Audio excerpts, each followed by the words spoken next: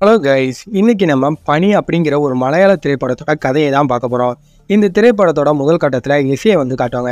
S A வந்து லோக்கலில் இருக்கிற 2 ரவுடிங்களை கூட்டி என்ன சொல்லுவாங்கன்னா, புதுசாக நம்ம ஊருக்கு வந்து ஒரு டிஐஜி வந்திருக்காரு, அவர் ரொம்பவே ஸ்ட்ரிக்ட்னு சொல்கிறாங்களா, அதனால எந்தவித தப்பும் பண்ணி மாட்டிக்கிறாதீங்க அப்படிங்கிற மாதிரி சொல்லி அவர் பேசிட்டு இருப்பாரு. அவர் பேசிகிட்டு இருக்கும்போது டக்குன்னு அங்கே உள்ள மொத்த ரவுண்டன்ஸில் உள்ள போலீஸ்காரங்களும் வந்துடுவாங்க. வந்தோடனே டிஐஜி சட்டுன்னு உள்ள வந்து என்ன சொல்லுவார்னா, சாரி ஃபார் த லேட் அப்படின்னு சொல்லிட்டு அங்கே உட்காந்துட்டு என்ன சொல்லுவார்னா, நம்ம ஊரில் ஏற்கனவே நிறைய பிரச்சனைகள் இருக்காங்க, அதெல்லாம் பற்றிலாம் நமக்கு பிரச்சனை இல்லை. பட் என்னன்னா, என்ன பொறுத்தவரைக்கும் புதுசாக எந்த ஒரு குற்றவாளியும் உருவாயிடக்கூடாது அப்படிங்கிறதா என்ன பொறுத்தவரை முக்கிய காரணம் அப்படின்னு சொல்லிட்டு அங்கே இருக்க ஒரு ஐபிஎஸ் ஆஃபீஸரை பார்த்து என்ன பண்ணால், நீங்கள் கேரளா தானே அப்படின்னா, ஆமாம் கேரளா தான். சொந்த ஊரில் ஐபிஎஸ் போஸ்டிங் கிடைக்கிறதுலாம் ரொம்ப பெரிய விஷயம், உங்களுக்கு பெரிய சிபாரிசு எதுவும் உண்டா அப்படின்னா, அப்படி இல்லை சார் அப்படிங்கிற மாதிரி சொல்லிட்டு இருப்பாங்க. இதுக்கப்புறம் டக்குனு அவங்க இருக்கிற எல்லாரும் என்ன சொல்லுவாங்கன்னா, புதுசாக இங்கே இருக்கிற ரவுடி லிஸ்ட் எல்லாத்தையும் எடுக்கிறது மட்டும் இல்லாமல் புதுசாக எந்த ஒரு யங்ஸ்டருமே கையில் கத்திட்டு இருக்கக்கூடாது, அதுதான் நம்ம முக்கியமான வேலை. இங்கே எவ்வளவோ சிஸ்டத்தில் பிரச்சனை இருக்கலாம், பட் நம்ம எல்லாரும் அந்த சிஸ்டத்தோட பிரச்சனையை கவனிக்காமல் நம்ம எல்லாரும் ஸ்ட்ரிக்டாகவும் நேர்மையாகவும் ஒரு நல்ல போலீஸ் அதிகாரிகளும் இருக்கணும் அப்படிங்கிறத என்னோட கடமை அப்படிங்கிற மாதிரி சொல்லி அந்த டிஐஜி அங்கே இருக்கிற எல்லா கான்ஸ்டபிள்லேருந்து போலீஸ்காரங்க வரைக்கும் பேசாது. இதுக்கப்புறம் இந்த திரைப்படத்தில் வந்து ஒரு 2 யங்ஸ்டர்ஸ் வந்து காட்டுவாங்க. அவங்க 2 பேரும் என்ன பேசிட்டு வருவாங்கன்னு பார்த்தீங்கன்னா, என்ன மச்சி நம்ம இன்றைக்கி போகிற வேலையை கரெக்டாக முடிச்சிடலாமா, எனக்கு தெரிஞ்சு இது பப்ளிக் பேஸாக இருக்குது, கரெக்டாக இருக்குமா அப்படின்னோடனே, வேறு வழி இல்லைடா, இன்னைக்கு சீக்கிரம் முடிச்சாதான் நம்மளை நம்புவானுங்க அப்படிங்கிற மாதிரி சொல்லிட்டு டக்குன்னு ஆப்போசிட்டில் வந்த ஒருத்தரை பார்த்து, சார் கொஞ்சம் உங்கள்கிட்ட பேசணும் சார் அப்படிங்கிற மாதிரி சொல்லி அவர் ஒரு கடைக்கிட்ட வச்சு அவன் நிறுத்துவாங்க. நிறுத்திட்டு என்ன பண்ணுவான்னு பார்த்தீங்கன்னா, அவர்கிட்ட பேச்சு கொடுத்துருக்கும்போது அவனோட இன்னொரு ஃப்ரெண்ட் என்ன பண்ணுவான், கொடையை வச்சு அவங்க 2 பேரும் பேசிட்டு இருக்கிறது யாருக்கும் தெரியாமல் இருக்கிற மாதிரி ஒரு இடத்துல வச்சு மறைச்சிடும். மறைச்சோன்னே இந்த பேச்சு கொடுத்துட்டு இருந்தான் பார்த்தீங்களா, அவன் டக்குன்னு என்ன பண்ணுவான், கையில் இருந்த ஒரு குத்தி எடுத்து டக்குன்னு அந்த பேசிட்டு இருந்தவரை குத்திடும். குத்தியது மட்டும் இல்லாமல் பக்கத்தில் ஒரு கடைக்குள்ளே தானே இருந்தாங்க, அந்த கடையில் ஆள் இருக்காதா, டக்குன்னு உள்ளே கொண்டு போயிட்டு அந்த கடையை வந்து பூட்டிட்டு அந்த இடத்துல அவரை கொண்டுட்டு அவன் அந்த இடத்துல அவன் ஃப்ரெண்டும் அவனும் வேலை முடிச்சு வா அப்படிங்கிற மாதிரி சொல்லிட்டு சட்டுன்னு 2 பேர் ட்ரெஸ்ஸை மாற்றணும்டா. ட்ரெஸ்ஸை மாற்றுறது மட்டும் இல்லாமல் பக்கத்தில் ஆள் வேறு அடிக்கடி ஃபோன் அடிச்சுட்டு இருக்கா, அவட்ட என்னென்னு வேறு பேசி ஆகணும் அப்படிங்கிற மாதிரி அவன் பேசுவான். பேசிட்டு டக்குன்னு அவங்க 2 பேரும் அந்த இடத்துல இருந்து அவனை கொண்டு போட்டு யாருக்குமே தெரியாமல் அந்த இடத்துல வந்து நைஸாக நவுண்டு போயிடுவாங்க. இவங்க நைஸாக நவுண்டு பண்ணதுக்கப்புறம் நம்ம ஜார்ஜ் மரியானை வந்து காட்டுவாங்க. ஜார்ஜ் மரியானோ அவனோட மனைவியான நம்ம ஆனந்தியும் காரில் வந்து வந்துட்டு இருப்பாங்க. காரில் வந்துட்டு இருக்கும்போது ஆனந்தி வந்து காரில் உள்ள ஒரு சாங்கை வந்து பாட்டு போட்டு அதை அப்படியே சந்தோஷமாக இவங்க 2 பேரும் அப்படி கேட்டுட்டு ரொம்ப ஹாப்பியாக இவங்க 2 பேரும் எங்கே போவாங்கன்னு பார்த்தீங்கன்னா, புதுசாக வந்து ஜார்ஜ் மரியான ஒரு கடை வந்து ஓப்பன் பண்ணிப்பாரு. அந்த கடைக்கு வந்து இவங்க என்ட்ரி கொடுப்பாங்க. என்ட்ரி கொடுத்தோன்னே கடையில் உள்ள ஒருத்தர் வந்து இவர் தப்பாக பேசும்போது டப்புன்னு அவனுக்கு ஒரு அறையை போட்டுட்டு அந்த ஜவுளி கடையில் நம்ம ஆனந்திட்டு என்ன பண்ணால், உனக்கு ஏதாவது இங்கே வேணுமா அப்படின்னோடனே, இல்லை எனக்கு எதுவுமே வேணாங்க அப்படின்னோடனே, சரி ஓகே இப்போ நம்ம பக்கத்தில் என் ஃப்ரெண்டு வீடியோ போகிறோன்னு சொல்லிட்டு அவங்க எங்கே போவாங்கன்னு பார்த்தீங்கன்னா, அவங்க ஃப்ரெண்டு வந்து பக்கத்தில் ஒரு கடை வச்சுருப்பாங்க. அதாவது இவங்க கடையும் தான், அது சேர்த்து எல்லாமே ஒரு பார்ட்னராக தான் இருப்பாங்க. இப்போ அந்த கடையில் போய் உட்காந்தோன்னே ஆனந்தியும் டக்குன்னு உள்ளே அவங்க எல்லாரும் வேலையெல்லாம் எப்படி வச்சு போயிட்டு இருக்கு சார், பிரச்சனை இல்லையா அப்படின்னோடனே, பிரச்சனை இல்லை, லைட்டாக பக்கத்தில் நம்ம ஃப்ரெண்டு ஒருத்தன் சவுண்டு கொடுத்தாங்க, அவன் அது என்னன்னு தான் பார்த்துட்டு இருக்கான், மற்றபடி வேலையில் இந்த அளவுக்கு நமக்கு ஒன்றும் ப்ராப்ளம் இல்லை அப்படின்னோடனே, சரி ஓகேடா அப்படிங்கிற மாதிரி இவங்க பேசிட்டு இருக்கும்போது புதுசாக ஒரு ஐபிஎஸ் ஆஃபீஸர் இந்த கேரளாவுக்கு வந்தால் சொல்லணுமா, அவங்க வந்து ஜார்ஜ் மரியானுக்கு நல்லாவே ஃப்ரெண்டு, அது மட்டும் இல்லாமல் ரிலேட்டிவ். இவங்க டக்குன்னு என்ன பண்ணுவாங்கன்னா, அந்த இடத்துக்கு நம்ம ஜார்ஜ் மரியானை பார்க்குறதுக்காக வருவாங்க. ஜார்ஜ் மரியானை பார்க்குறதுக்காக வந்தோன்னா ஜார்ஜ் மரியான் என்ன புதுசாக போலீஸ்காரங்களாம் நம்ம கூட சேர்ற மாதிரி இருக்கா அப்படின்னா, டே சும்மா லாடாங்கடா அப்படிங்கிற மாதிரி சொல்லிட்டு அவங்க எல்லாரும் ஒன்றா உட்காந்து பேசியிருப்பாங்க. இதுக்கப்புறம் இங்கே 2 பையனை வந்து ஒருத்தரை கொண்டுட்டு ட்ரெஸ்ஸை மாற்றணும்னு சொல்லிட்டு போனாங்கம்மா. அவனை ஜவுளி கடைக்கு போய் புதுசாக ட்ரெஸ்ஸை மாற்றிட்டு அதில் ஒரு பையனுக்கு ஆள் இருக்குங்க, அவகிட்ட வந்து என்ன சொல்லுவானா, சாரிடி கொஞ்சம் லேட் ஆகிட்டோம், உனக்கு எவ்வளோ நேரம் நான் ஃபோன் அடிக்கிறது, நீ எடுக்கவே மாட்டேன் அப்படின்னா, இல்லாட்டி ஒரு முக்கியமான வேலையில் இருந்தேன் அதான் என்னால் எடுக்க முடியல அப்படிங்கிற மாதிரி சொல்லிட்டு அவன் என்ன பண்ணுவான், சரி இப்போ எங்கே போகணும், ஷாப்பிங் வேலை போகணும், வீடு வர்றான் அப்படிங்கிற மாதிரி சொல்லிட்டு அவ்வளோ ஒரு கடையில் உட்கார வச்சுட்டு என்ன பண்ணுவான்னு பார்த்தீங்கன்னா, இவங்க ஏற்கனவே ஒரு ட்ரெஸ்ஸை போட்டு கொலை பண்ணான்னு சொல்லணுமா, அந்த ட்ரெஸ்ஸை வந்து மாற்றிட்டு அந்த ட்ரெஸ்ஸை என்ன பண்ணுவான்னு பார்த்தீங்கன்னா ஒரு இடத்துல வச்சு எரிப்பாங்க. எரிச்சிட்டு எதுவுமே தெரியாத மாதிரி நிற்பாங்க. இப்போ ஜார்ஜ் மரியான் கூட அவங்க ஃப்ரெண்டு ஒருத்தி ஐபிஎஸ் தான் இருக்கான், பேசிட்டு இருக்கான்னு சொல்லுவான். இவங்க எல்லாருமே ஒன்றா உட்காந்து ஒரு ஹோட்டலில் உட்காந்து சாப்பிட்டு இருப்பாங்க. ஹோட்டலில் சாப்பிட்டுட்டு இருக்கும்போது டக்குன்னு ஜார்ஜ் மரியானோட அம்மா வந்து கால் பண்ணுவாங்க. கால் பண்ணி அவங்க ஜார்ஜ் மரியான்ட்ட மட்டும் இல்லாமல் அவங்க ஃப்ரெண்ட்ஸ் எல்லாத்தையுமே என்ன சொல்லுவாங்கன்னு பார்த்தீங்கன்னா, ஏன்னா எல்லாருமே சின்ன ரிலேட்டிவ் பசங்க தான், அவங்க எல்லாத்தையும் எப்படிடா இருக்கீங்க, கொஞ்சமாச்சும் இங்கே அம்மாவெல்லாம் பார்க்க வராங்க, ஞாபகம் இருக்கா இல்லையா அப்படின்னோடனே, அம்மா இங்கே வேலை அதிகமாகிட்டுமா அதனால தான் இங்கே வர முடியல அப்படிங்கிற மாதிரி இவங்களுக்குள்ளே இவங்க பேசிகிட்டு இருப்பாங்க. பேசிகிட்டு இருக்கும்போது இவங்க சரி ஓகே பக்கத்தில் சாப்பிடுமா அப்படின்னு சொல்லிட்டு ஒரு ஹோட்டலில் போய் நம்ம ஆனந்தி ஜார்ஜ் மரியான் அவங்க ஃப்ரெண்ட்ஸ் எல்லாரும் ஃபேமிலியாக உட்காந்து எல்லாம் சாப்பிட்டுட்டு இருக்கும்போது அவங்க ஃப்ரெண்டு ஒருத்தவங்க ஐபிஎஸ் அவங்களுக்கு கால் வரும். என்னென்னு பார்த்தீங்கன்னா, பக்கத்தில் ஒரு கொலை நடந்துட்டு உடனே நீங்கள் கிளம்பி வாங்க அப்படிங்கிற மாதிரி சொல்லிட்டு இவங்க உடனே கிளம்பி இந்த வேலை வந்துச்சு நான் கிளம்புறேன் அப்படிங்கிற மாதிரி கிளம்பி வரும்போது இவங்களுக்கு இன்ஃபார்ம் இந்த போலீஸ் டிபார்ட்மெண்ட்டுக்கு அங்கே கொலை நடந்துக்கு இன்ஃபார்ம் யார் பண்ணியிருப்பான்னு பார்த்தீங்கன்னா, இந்த 2 பேரும் கொலை பண்ணான்னு சொல்லுங்கம்மா, அவங்களுக்கு தான் போலீஸ்காரங்களுக்கு இன்ஃபார்ம் பண்ணியிருப்பாங்க. இன்ஃபார்ம் பண்ணது மட்டும் இல்லாமல் அங்கே இருக்க அந்த பொருள் இருக்காதம்மா வாழ்கிட்ட, சரி வாடி நீ ஷாப்பிங் வேறு போகணும்ல, இனிமேல் நம்ம போலீஸ் இன்ஃபார்ம் பண்ணி வச்சு அவங்க பார்த்துக்கலாம், வா நம்ம போய் சாப்பிட்டு வந்துடலாம் அப்படிங்கிற மாதிரி சொல்லிட்டு இவங்க எல்லாரும் போய் ஒரு ரெஸ்டாரண்ட் உட்காந்து சாப்பிட்டுட்டு இருப்பாங்க. அப்போ அவன் ஃப்ரெண்ட் மச்சி வேலையை முடிச்சு ரொம்ப நேரம் ஆகுது, இன்னும் காசு தரலையே வீடு, நான் என்னென்னு கேட்குறேன் அப்படி சொல்லிட்டு அவங்களுக்கு ஃபோன் அடிச்சு, சார் வேலையெல்லாம் முடிச்சாச்சு, நீங்கள் எப்போ காசு தந்தீங்கன்னா கரெக்டாக இருக்கும் அப்படின்னா இது அப்படியே போலீஸ் எது கேஸ் ஆயிருக்கா என்னன்னு செக் பண்ணுங்களா அதெல்லாம் முடிஞ்சதுக்கப்புறம் உனக்கு தரேன் அப்படின்னு சொன்னேன். சரி ஓகே சார் அப்படிங்கிற மாதிரி அவன் சொல்லிட்டு இவன் ஆளை கூட்டிட்டு வெளியே சுற்றிட்டு இருப்பாங்க. வெளியே சுற்றிட்டு இருக்கும்போது டக்குனு அந்த பையனுக்கு வந்து ஒரு ஃபோன் ஒரு போலீஸ் ஸ்டேஷன் உங்களை வந்து ஐஜி பார்க்கணும் அப்படின்னு சொல்கிறாங்க. உடனே இவன் என்ன பண்ணுவான்னா அங்கேருந்து அவன் ஃப்ரெண்டை கூப்பிட்டு ஐஜி அவன் ஆளையும் கூப்பிட்டு ஐஜியை பார்க்குறதுக்காக போவான். அப்போ ஐஜி என்ன கேட்பான்னா நீங்கள் எப்படி அந்த ஃபஸ்ட்டு அந்த மர்டரை பார்த்தீங்க அப்படின்னா இவங்க கூட சேர்த்து இன்னொரு ஆளையும் கூப்பிட்டுருப்பான். 3 பேர் விசாரிக்கும் போது 3 பேரும் சார் நாங்கள் அந்த பக்கத்தில் கடைக்கு போயிட்டு இருந்தோம், அப்போ ரத்தம் அங்கேருந்து வரதை பார்த்தோம், அதனால தான் அது என்னன்னு சொல்லி பார்த்து போலீஸ்க்கு வந்து இன்ஃபார்ம் பண்ணோம் சார் அப்படிங்கிற மாதிரி சொல்லுவாங்களா. அப்படியா சரி ஓகே எந்த கால்னாலும் உடனே நீங்கள் எனக்கு கால் பண்ணலாம் அப்படின்னா சரி சார் ஓகே கால் பண்ணுறோம் அப்படின்னா சரி அந்த டைம் வந்து அந்த பையனுக்கு கால் வந்துட்டே இருப்பான், நீ கொஞ்சம் ஸ்பீக்கரில் போடு அப்படிங்கிற மாதிரி சொல்லி அவனை ஸ்பீக்கரில் போட்டு போலீஸாரை வந்து செக் பண்ணாங்க. இங்கே ஜார்ஜ் மரியானோட ஃப்ரெண்ட்ஸ் எல்லாம் என்ன பண்ணுவாங்க அந்த கட்ட பஞ்சாயத்து போனாங்க அந்த மாதிரி ஏதாவது பிஸ்னஸ் ஏதாவது பிரச்சனை ஏதாவது இல்லீகல் இருக்குன்னா இவங்க ஏதாவது அடிச்சு பேசி வாங்குற மாதிரி இவனும் ஒரு சிம்பிள் ரவுடி குரூப் தானே சொல்லலாம். இந்த மாதிரி தான் இவங்க பண்ணிட்டு இருப்பாங்க. ஜார்ஜ் மரியானோட ஒரு ப்ராப்பர்ட்டி வந்து ஒரு சின்ன பிரச்சனை வந்து போயிட்டு இருக்காங்க. அந்த பிரச்சனை வந்து சால்வ் பண்ணிக்க அவன் ஃப்ரெண்ட்ட சொல்லி அவன் என்ன சொன்னா டே மச்சி நான் பார்த்துக்கேன் நான் பார்த்து உனக்கு ஃபோன் அடிக்க அப்படிங்கிற மாதிரி சொல்லி அந்த இடத்துக்கு போகிறத கூப்பிட்டு அவனோட 2 பேத்தையும் மிரட்டி இதுக்கு மேலே எவ்வளோ இது பண்ணிட்டு அப்படின்னு மூஞ்சி உடச்சிடும் அப்படிங்கிற மாதிரி சொல்லி அவன் அந்த இடத்துல இருந்து மிரட்டி விட்டுட்டு இவர் அந்த இடத்த எப்படி சால்வ் பண்ணுமோ சால்வ் பண்ணிடுவார். சால்வ் பண்ணிட்டு ஜார்ஜ் மரியா என்ன பண்ணுவானா ஆனந்தியை கூட்டி போய் உனக்கு ஹைப்பரில் ஏதோ பொருள் இருந்தால் வாங்கணும்னு சொன்னார், வரியா போய் வாங்கிட்டு வந்துடும் அப்படின்னு சொல்லிட்டு நம்ம ஆனந்தியை கூப்பிட்டு அவர் வந்து காரில் இறங்கி ஷாப்பிங் பண்ணுறதுக்காக போயிடுவான். இப்போ போலீஸ் ஸ்டேஷன் போயிட்டு வந்தால் இந்த 2 பசங்க இருக்காங்க அவங்களும் என்ன சொன்னாங்கன்னா சார் போலீஸ் கேஸ்லாம் முடிஞ்சிருச்சு நீங்கள் அமௌண்ட் போட்டு விட்டால் நல்லா இருக்கும் அப்படின்னா சரி ஓகே நீங்கள் ஷாப்பிங் மார்க்கெட் நானும் வந்துடுறேன் அப்படின்னு சொன்னோன்னே இவங்க 2 ஷாப்பிங் மார்க்கெட் போய் நிற்பாங்க. அப்போ நம்ம ஆனந்தி இருக்காங்க பார்த்தீங்கன்னா இவங்க வந்து ரெஸ்டாரண்ட்குள்ளே அதாவது மார்க்கெட்டுக்குள்ளே போகிறதே இவங்க பார்த்தோன்னே அந்த பொண்ணை பாரு எவ்வளோ அழகாக இருக்கு இங்கே உள்ளே போய் நம்ம பேசுவோம் அப்படின்னு சொல்லிட்டு இவனை 2 என்ன பண்ணுவோம் உள்ளே போய் ஆனந்தி ஒரு இடத்துல ஷாப்பிங் பண்ணிட்டு இருக்கோம் அவங்களோட இடுப்பை வந்து தொட்டோன்னா அவங்க அந்த இடத்துல சப்னா அடிச்சுட்டு அங்கே இருந்த டக்குனு ஜார்ஜ் மரியா என்னங்க நம்ம போவோம் அப்படின்னா என்னாச்சு எது பிரச்சனை அப்படின்னா இப்படி நடந்த விஷயத்தையும் சொல்லுவாங்க. சொன்னோடனே ஜார்ஜ் மரியா அந்த இடத்துல வந்து அந்த 2 பேத்தையும் கூட்டு என்னடா இங்கே பண்ணிட்டு இருக்கீங்கன்னு சொல்லிட்டு 2 பேரையும் அத்தி இடத்துல வச்சு அடிச்சு அவங்க ஒய்ஃபோட இடுப்பு தொட்டாங்க அவங்க கையை அந்த இடத்துலேயே உடச்சோன்னா கூட இருக்க எல்லாருமே அந்த கடை வியாபாரம் என்ன சார் அனுப்பிச்சு இந்த பிரச்சனைகள்னா அவங்களும் பிடிச்சி எல்லாம் வந்து போலான்னு பிறந்துறாங்க. பிறந்ததுக்கப்புறம் ஜார்ஜ் மரியா இனிமேல் இப்படி வந்து கும்பிடு அப்படின்னு சொல்லிட்டு அங்கேருந்து ஆனந்தியை கூட்டி இவங்க எப்பவும் போல வீட்டுக்கு வந்து போயிடுவாங்க. வீட்டுக்கு போன அப்புறம் அந்த 2 பேரும் அடிபட்டு கிடக்கான வந்துடுமா இவனுக்கு ஹாஸ்பிட்டலில் இருக்கும்போது இவங்க ஏற்கனவே ஒருத்தர் ஆர்டர் பண்ணான்னு சொல்லுமா அது காசு வாங்குறதுக்காக ஆப்போசிட்டில் அந்த மார்க்கெட்டிங் வெளியே இருந்திருப்பாங்க.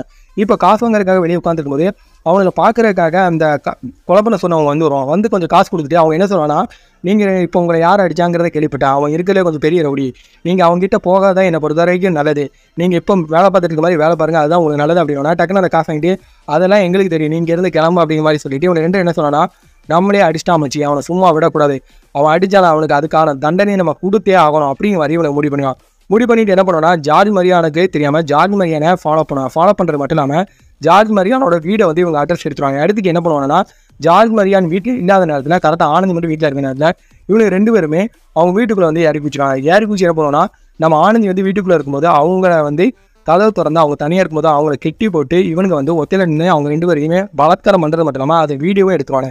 வீடியோ எடுத்ததுக்கப்புறம் இப்போ இவங்க இதை பண்ணிட்டு வெளியே போயிடுவாங்களா இப்போ ஆனந்தி விஷயம் வந்து வெளியே வந்துடும். அதாவது ஜார்ஜ் மரியானோட ஃப்ரெண்ட்ஸ்க்கெல்லாம் நியூஸ் தெரிஞ்சுனா அவங்க எல்லாருமே ஜார்ஜ் மரியானோட வீட்டுக்கு வந்து வந்துடுவாங்க. இப்போ ஜார்ஜ் மரியான் வெளியே போனவருக்கும் விஷயம் தெரிஞ்சு அவர் வீட்டுக்கு வரும்போது அவருக்கு என்ன சொல்கிறேனே தெரியாமல் அவர் மனைவி கட்டிப்பிடிச்சு அழும்போது ஜார்ஜ் மரியானோட அம்மா வந்து ஊரில் இருப்பாங்க. அவங்களுக்கு விஷயம் தெரிஞ்சு அவங்க என்ன சொல்லுவாங்கன்னா வீட்டில் வந்துட்டு அந்த பொண்ணுகிட்ட அதாவது ஆனந்திட்டேன் நீ எதை பற்றியும் கவலைப்படாது இந்த நாய்ங்களை என்னையோட சும்மா விடுறது கிடையாது நாய்ங்க கடிக்கிறதுங்கிறக்காக நம்ம சாகக்கூடாது நாய்ங்களை கொல்லணும் அப்படிங்கிற மாதிரி சொல்லிட்டு டக்குனு ஜார்ஜ் மரியாதை கொடுத்தவங்க என்ன சொன்னாங்கன்னா அவனுக்கு 2 பேரையும் சதிச்சு அப்படிங்கிற மாதிரி சொல்லிட்டு போயிடுவாங்க.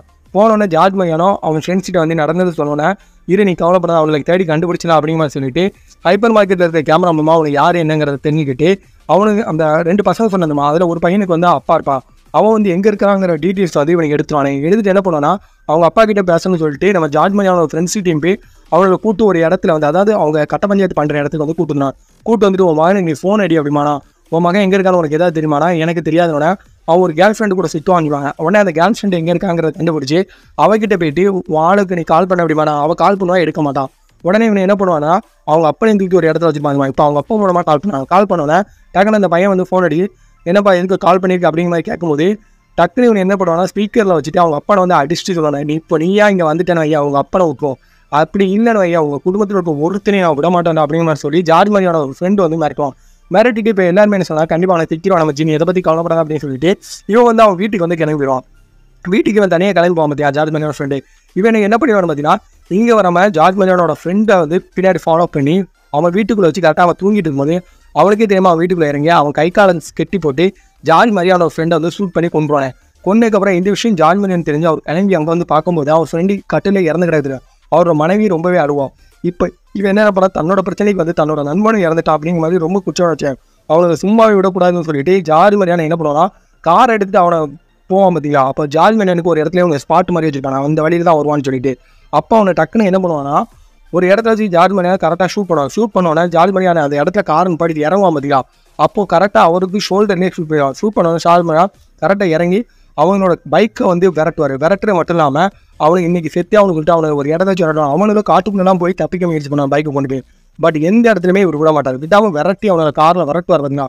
விரட்டும் போது கரெக்டாக ஒரு பாலத்துக்குள்ள வச்சு கரெக்டாக அவனுக்கு முன்னாடி போய் எஸ்ஏடி பாரு எஸ்ஏடி சொல்லி அவனை பைக்கை கொண்டு போய் தெரியாமல் காரில் போது அப்படியே அங்கேருந்து அந்த பக்கமாக போய் விழுந்து 2 பேருமே தண்ணிக்குள்ளே வந்து விழுந்துறாங்க. விழுந்தோடனே நியூஸில் என்ன ஒரு அவனை 2 பேரும் பாலத்துலேருந்து விழுந்தனால செத்துருப்பானே, கண்டிப்பாக அவனை 2 பேரும் உயிர் பொழைச்சிருக்கா வாய்ப்பே இல்லை அப்படிங்கிற மாதிரி எல்லாம் நியூஸில் சொல்லுவாங்க.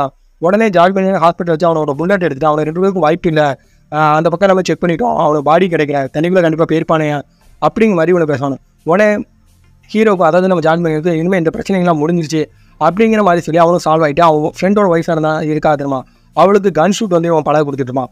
பழக கொடுத்ததுக்கு மட்டும் இல்லாமல் ஆனந்தியிலேருந்து இவங்க ஃபேமிலி மொத்தமாக சேர்ந்து பழைய மாதிரி இவங்க வந்து ஃபேமிலி பார்ட்டிலாம் வச்சு ரொம்ப சந்தோஷமாக இருப்பாங்க. அந்த மாதிரி திருப்பி ஃபேமிலி பார்ட்டிலாம் வச்சு இவங்க எல்லாரும் ஒன்றா உட்காந்து சந்தோஷமாக சாப்பிட மட்டும் இல்லாமல் இப்போ ஒரு ஐபிஎஸ் ஆஃபீஸர் இருந்துமா அவங்களுக்கு வந்து ஹஸ்பண்ட் இருக்கும், குழந்தை இருக்கும், அவங்க எல்லாத்தையுமே கூப்பிட்டு ஒன்றாவே எல்லாருமே ஒன்றா உட்காந்து பேசி சிரிச்சிட்டு இருப்பாங்க. இப்படி இவங்க சிரிச்சுட்டே இருக்கும்போது எந்த பிரச்சனையும் இல்லை, அதாவது அவங்க 2 பேரும் செத்துட்டானுங்க அப்படிங்கிற மாதிரி இவங்க ஒரு மைண்ட் செட்டில் இருப்பாங்க. பட் அவனை 2 பேரும் செத்துருக்க மாட்டாங்க. அவனுக்கு தண்ணிக்குள்ள விழுந்தவங்களுக்கு அடிபட்டதோட இவங்க ஒரு இடத்துல என்ன பண்ணுவாங்கன்னா ஜார்ஜ் மரியாதைக்கு ஒரு தம்பி இருப்பான். அவன் தம்பிக்கு வந்து மனைவி குழந்தைங்க எல்லாமே இருக்கு வந்துருமா. அவங்க வந்து இன்னொரு இடத்துல வெளியே இருப்பான். அவன் வந்து ஒரு வேலை பார்க்குறவங்க வந்து காசு கொடுத்து அங்கேருந்து வருவானா. அப்போ அவனை ஒரு இடத்துல வச்சு இவனுக்கு 2 பேரும் கண்ணை வச்சு மறைச்சி அவனை என்ன பண்ணுவானா டக்கு குத்துருவானா. ஜார்ஜ் மரியாதை கால் பண்ணி இந்த விஷயத்தை அவங்ககிட்ட சொல்லுவாங்க, அதாவது உன் தம்பியை கொண்டுட்டான் வந்து நீயே அவனை டிக்கில பாரு அப்படின்னு. அவனை பார்க்குறதுக்காக ஓடி வரணும். அப்போ காருக்குள்ளே அவன் பாடி கிடக்கும். அதை பார்த்தோன்னே அவனுக்கு என்ன சொல்கிறேன்னு தெரியும், அவன் கதறி அழுவான். அப்போ இவங்க 2 பேரும் பண்ணணும் ஒரு முக்கில் வந்துட்டு இன்னொரு தடவை ஃபோன் அடிச்சு உங்கள் குடும்பத்தில் உள்ள ஒவ்வொருத்தனையும் விடாமல் நான் எல்லாத்தையும் கொள்றேன் இல்லையான்னு மட்டும் பாடுறா அப்படிங்கிற மாதிரி அவனை 2 பேரும் மிரட்டானா. மிரட்டும் போது நம்ம குடும்பத்தில் யாருக்கு எதாவது ஆகிடக்கூடாதுன்னு சொல்லிட்டு அவன் தம்பி கொஞ்சம் உயிர் இருக்குமா அவனை திருப்பி அவனை ஹாஸ்பிட்டலில் போடுறான். ஹாஸ்பிட்டலில் போட்டு அவன் உயிருக்கு எதாவது ஆகிடக்கூடாதுன்னு நினைக்கும் போது ஜார்ஜ் மரியாதையோட அம்மா இருக்காங்க பார்த்தீங்களா, இவங்க அவன் மகனை பார்க்குறதுக்காக வருவாங்க. அதாவது 2வது மகன் பார்க்குறதுக்காக வரும்போது அவங்க அம்மா கிட்ட எல்லாருமே அழுதுட்டு இருக்கும்போது அவனுக்கு ஒன்றும் ஆகிடாது, நீங்கள் எதை பற்றி கொல்லப்படாதுன்னு சொல்லிட்டு அவங்க அம்மா லெஃப்ட்டில் இறங்குவாங்க. அப்போ என்ன பண்ணுவாங்க 2 பருதா போட்டு அவங்க அம்மாவை குத்துறக்காக வந்துடும். குத்திர மட்டும் அவங்க அம்மாவை லெஃப்ட்டில் வச்சு குத்திடுவாங்க. குத்திரோட அவங்க அம்மாவை அவங்க 2 பேர்த்தையும் அடிச்சிடும். அடிச்ச உடனே டக்குன்னு இங்கே ஜார்ஜ் மரியாதைக்கு வந்து ஃபோன் வந்துடும். அதாவது என்ன உங்கள் அம்மாவே நாங்கள் குத்திட்டோம்டா, முடிஞ்ச அவங்க அம்மாவை போய் ஹாஸ்பிட்டலில் காப்பாற்று அப்படின்னு. இவனுக்கு என்ன சொல்கிறேன்னு தெரியாது. உடனே போலீஸ்காரங்களுக்கு இந்த நியூஸ் போயிடும். அதாவது இவங்க குடும்பத்தை அடுத்தடுத்த சாவு வந்துட்டு அவங்க என்ன சொல்கிறாங்க, சார் நீங்கள் அவங்க மேலே கம்ப்ளைண்ட் கொடுத்தீங்க, கண்டிப்பாக நாங்கள் ஆக்ஷன் எடுப்போம், நீங்கள் இப்படி விட்டுட்டே இருக்குது எல்லாருக்கும் பிரச்சனை, எங்களால் எதுவும் பண்ண முடியல அப்படின்னா நாங்கள் ஒன்றும் கம்ப்ளைண்ட் கொடுக்கல, அவங்க எப்படி என்ன பண்ணணும் எங்களுக்கு தெரியும் அப்படின்னு மாதிரி சொல்லி ஜார்ஜ் மரியாதை அவனோட இன்னொரு ஃப்ரெண்டும் வந்து பேசுவாங்க. பேசி முடிச்சதுக்கப்புறம் டக்குனு இவனை என்ன பண்ணிடுவானு பார்த்தீங்கன்னா கரெக்டாக போலீஸ்கிட்ட போய் இவனே சரண்டர் ஆகிடுவாங்க. அதாவது இதுக்கு மேலே கண்டிப்பாக நம்ம கையில் மட்டும் நம்ம கொண்டுடுவானு அப்படின்னு சொல்லிட்டு அவனுக்கு போய் சரண்டர் ஆகிடுவாங்க. சரண்டரான விஷயம் வந்து ஜார்ஜ் மரியாதை தெரியும்னா அவனுக்கு வந்து என்ன பண்ணுவான்னா போலீஸ் ஸ்டேஷனில் போய் பார்க்கும்போது போலீஸ் ஸ்டேஷனுக்குள்ள வச்சு அவனை 2 லாக்கப்பில் இருந்துட்டு ஜார்ஜ் மரியாதை என்ன சொல்லுவானா, என்ன அவங்க குடும்பத்தில் இன்னும் கொஞ்சம் பேர் உயிரோடு இருக்கானோ அவங்களே கொண்டுட்டு வந்து நாங்கள் சரண்டர் ஆகிக்கணும், பட் இருக்கட்டும் என்ன ஆகிட போகுது, எப்படி வெளியே வராமலே போகிறோம், வெளியே இருந்தப்பறம் ஒவ்வொருத்தரையும் அவங்க குடும்பத்துக்கு கொள்ளுவான், என்ன ஆகிட போகுது அப்படிங்கிற மாதிரி சொல்லி என்ன இப்போ உனக்கு வலிக்குதா அப்படிங்கிற மாதிரி சொல்லி அவனை 2 பேரும் ஜெயிலுக்குள்ளே இருந்து ரொம்ப அசால்ட்டாகவும் தனாவட்டாகவும் பேசுவான். இதை பார்த்துட்டே இருந்தவன் கண்டிப்பாக உங்களுக்கு சாவி என் கையில் தாண்டா அப்படிங்கிற மாதிரி சொல்லிட்டு இருப்பான். இதுக்கப்புறம் இவனை 2 பற்றி என்ன பண்ணுவான்னு பார்த்தீங்கன்னா கோர்ட்டு கொண்டு போகிறதுக்காக ரொம்ப போலீஸ் பாதுகாப்பு சரியான பெரிய பாதுகாப்பை போட்டு போலீஸ் பாதுகாப்புலேருந்து அவங்களுக்கு போட்டு கொடுப்பாங்க. போட்டு போது இந்த 2 பசங்களோட ஃபேமிலியை சுற்றி நிற்கும் மட்டும் இல்லாமல் ஊரோட எல்லா ரவுடிகளுமே ஜார்ஜ் மரியாதைக்கு தெரிவாங்க. அவங்க எல்லாருமே சுற்றி நிற்பாங்க. அப்போ டக்குன்னு எங்கேயோ இருந்து இந்த ஜார்ஜ் மரியாதையோட ஃப்ரெண்டை ஷூட் பண்ணான்னு அவனோட மனைவி கேட்கனே அவன் ஜார்ஜ் மரியாதை கன் ஷூட் வேறு சொல்லி கொடுத்தாங்க பண்ணுவான்.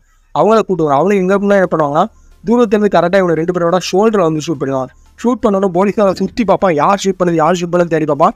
அதுக்குள்ளே அங்கே பெரிய சவுண்டு கட்டணும் சுற்றி காலம் வரும். இவங்க 2 பேரும் ஷூட் பண்ணுவாங்க. போலீஸாக என்ன பண்ணுவாங்க சுற்றி பாதுகாப்பு போட்டு இவங்க 2 பேர்த்தையும் ஹாஸ்பிட்டலுக்கு வந்து தூக்கிட்டு போவாங்க. ஹாஸ்பிட்டல் தூக்கிட்டு போகும்போது ஹாஸ்பிட்டலுக்குள்ளே எந்த பிரச்சனையும் வந்துடக்கூடாதுன்னு சொல்லிட்டு ஐஜி ரொம்பவே பாதுகாப்பு போட்டு ஹாஸ்பிட்டலை சுற்றி பெரிய போலீஸ் பட்டாளையன்னு போட்டுப்பாங்க. ஏன்னா எதுவும் ஆகிடக்கூடாது, இவங்க 2 பேர்த்தையும் சேஃப்டியாக போலீஸ் ஸ்டேஷனில் போய் சரணடைய வைக்கணும்.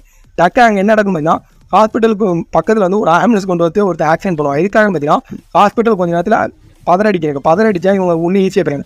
அப்போ டக்குனு இவங்க இந்த மாதிரி சதறடிக்க பார்த்தா ஐஜிக்கு வந்து டக்குனு அங்கே இருக்கிற அந்த 2 கைதிகளுக்கு என்னாச்சுன்னு பார்க்கணும்னு சொல்லிட்டு ஓடி பார்ப்படா.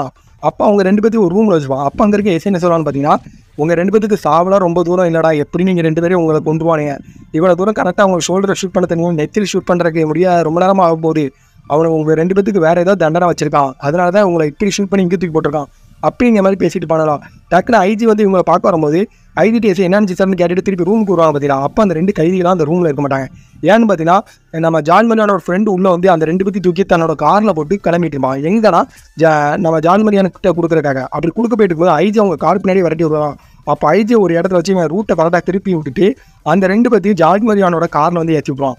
ஜார்ஜ் மரியான் அவனுக்கு என்ன பண்ணுவான்னு பார்த்தீங்கன்னா தனியாக ஒரு ரூமில் போய் அடைச்சி வச்சுருவானு. அடைச்சி வச்சுட்டு அவனை கையில் வந்து ஒரு சுற்றிலும் ஒரு அவனை இப்போ போல டூல்ஸ் கொள்றது யூஸ் பண்ணுவான்.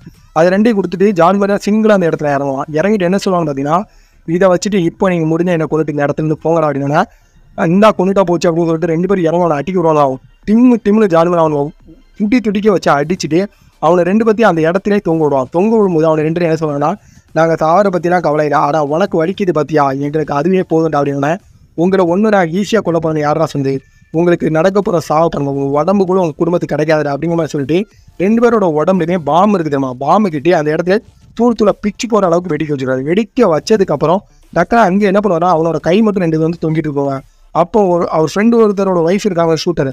அவங்க டக்குனு அந்த இடத்துல வந்து கை தொங்கிட்டு இருக்க பார்த்தீங்கன்னா அதை மட்டும் டக்குனு அவங்க கண்ணை வச்சு ஷூட் பண்ணி அதை செதறிடுவோம். செதறின அப்புறம் இவங்க என்ன பண்ணான்னு பார்த்தீங்கன்னா எப்போ போல ஜார்ஜ் மரியான் அவங்க ஒய்ஃப் ஆனந்தி இவங்க ஃபேமிலி எல்லாருமே ஒன்றா உட்காந்து இவங்க ஃபேமிலியில் இறந்தாங்க இருக்காங்க தெரியுமா அவங்களுக்காக இறுதி அஞ்சலி படத்தோட தான் இந்த திரைப்படத்தோட கதையை வந்து முடிப்பாங்க. இந்த திரைப்படம் உண்மையை சொன்னால் கொஞ்சம் விறுவிறுப்பாகும். அதே நேரத்தில் எவனையும் ஒரு பாம்பு அடிச்சுட்டு பாதியை விட்டால் என்ன நடக்கும் அப்படிங்கிற மாதிரி தான் இந்த திரைப்படத்தோட கதையை வந்து கொண்டிருப்பாங்க. உண்மையை சொன்னால் இந்த திரைப்படம் கொஞ்சம் த்ரில்லிங்காகவும் அதே நேரத்தில் ரொம்ப விறுவிறுப்பாகவும் இருக்கும். சரி ஃப்ரெண்ட், நான் சொன்ன விஷயங்கள் உங்களுக்கு பிடிச்சிருந்தா நீங்கள் கண்டிப்பாக நம்ம சேனலில் லைக் பண்ணுங்கள், ஷேர் பண்ணுங்கள், ஏன் சப்ஸ்கிரைப் கூட பண்ணுங்கள். ஒருவேளை நான் சொன்ன பிடிக்கலாம் புரியல நீங்கள் நம்ம சேனலில் கமெண்ட் பண்ணிங்கன்னா கண்டிப்பாக நான் மாற்றிக்காமல் யூஸ் பண்ணுறேன். Thank you my all friends.